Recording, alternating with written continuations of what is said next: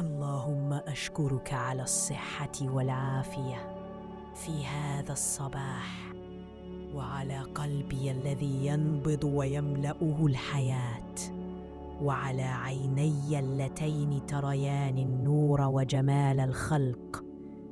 اجعل يا رب يومي مليئا بالنشاط والبركة.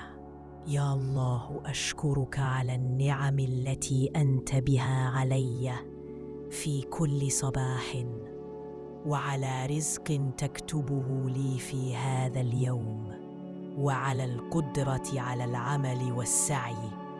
اجعلني من الشاكرين على نعمك دائما.